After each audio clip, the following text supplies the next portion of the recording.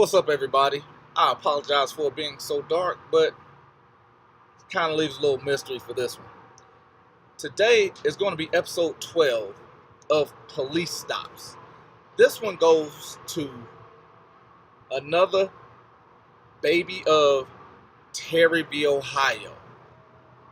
Now, as you can see, probably in about 6 videos, we discussed Terry v. Ohio.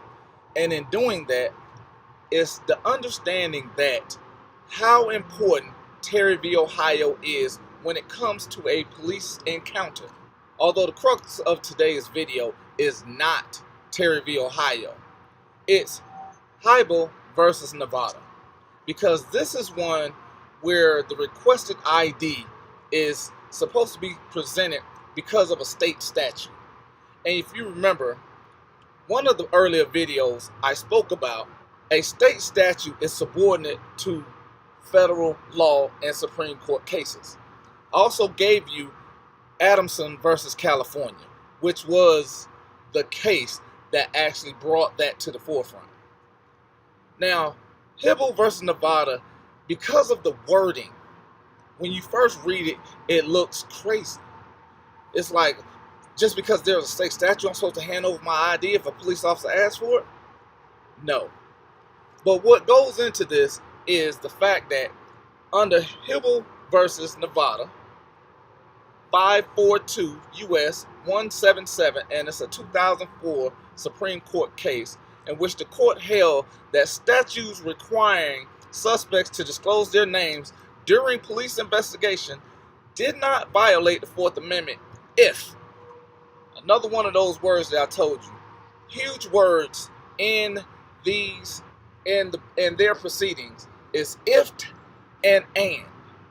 And this one is it did not violate the Fourth Amendment if the statute first required reasonable and articulable suspicion of criminal involvement. In this one statement, it goes back to the original.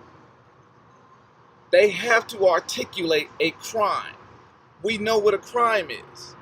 Damage to person, damage to property, or witnessing a felony. If none of those are available, they cannot get your ID, even with the state statute. Why? Because of Hippel versus Nevada. If they act outside of that, because they have a fiduciary duty to you, they have just violated or a breach of duty. Now, I'm going to step a little forward with this one, but I'm also going to bring it back. We have in this beautiful country of ours this freedom to contract. And going into a contract, you'll often have them write you a citation, which I've also shown you is a violation of the Separation Act. Again, not my opinion. This is an actual Supreme Court case, period. And I've even witnessed police officers say, well, you have to sign this citation or I'm going to take you to jail. Which, again, is also illegal. But what violates the entire contract itself is because it's not voluntary. And if the contract itself is not voluntary, it is not enforceable. As well as, we spoke about this also applying to the passengers in the conveyance. Because once there is a stop, everyone in this car or vehicle or conveyance is seized or detained.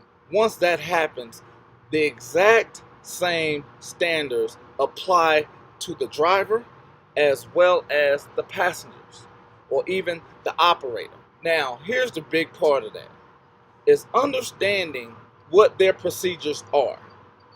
Once you have that down, you understand that they are amendable to you.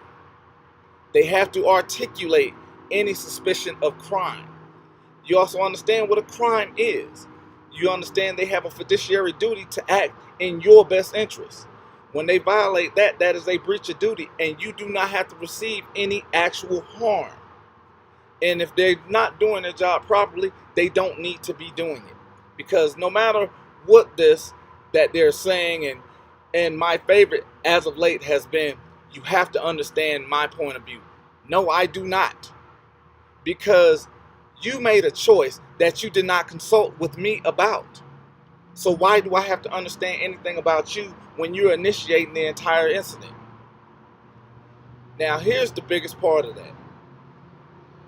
Trying to hold court in the street is not something that's wise, and it's not something that's necessary. There are means that I'm going to get into that allows you to go ahead, let them do their job, even if they overstep. Because once they overstep, that's when you have to do the follow-up and complete getting these type of people off the force. Because if they're not able to do their job properly, they don't need to do it. Now remember, Hippel versus Nevada, 2004 Supreme Court case.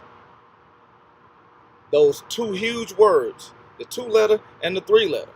We have if and.